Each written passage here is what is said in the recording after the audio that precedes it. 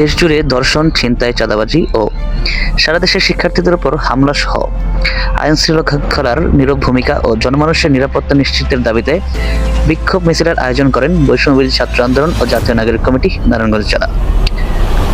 উক্ত সমাবেশ থেকে তারা স্পষ্টভাবে স্বরাষ্ট্র উপদেষ্টা সহ রাষ্ট্রের আইন শৃঙ্খলা বাহিনীকে জানিয়ে দেন যে আপনারা যদি জনমানুষের নিরাপত্তা নিশ্চিত করতে না পারেন তাহলে সেই গদিতে থাকার অধিকার রাখেন না। আপনাদেরকে ছাত্র জনতার রক্তের উপর দিয়ে আপনারা ক্ষমতায় বসেছেন। আপনারা যদি ছাত্র জনতার আকাঙ্ক্ষিত দেশ গড়তে না পারেন তাহলে সেই গদি থেকে সরে দাঁড়ান, যাতে তারা তাদের আকাঙ্ক্ষিত দেশ গড়তে পারে।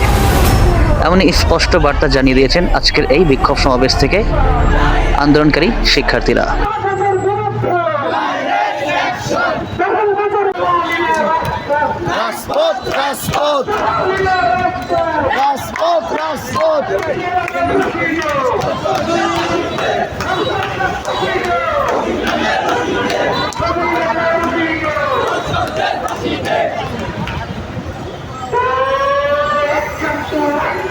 Direct action!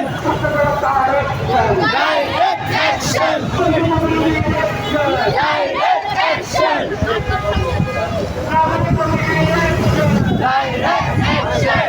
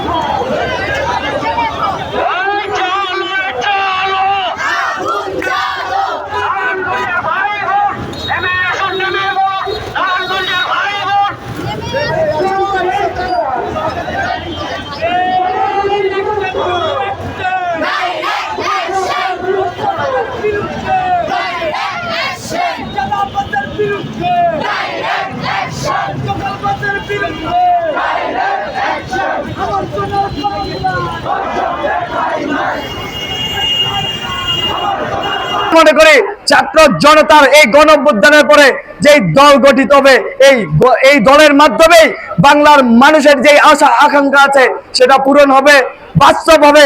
আমরা সেই আশা ব্যক্ত করতে চাই এবং নতুন দলের প্রতি আমাদের সমর্থন জানিয়ে আজকের এই প্রতিবাদ সমাবেশ এবং বিক্ষোভ মিছিল এখানেই সমাপ্ত করছি।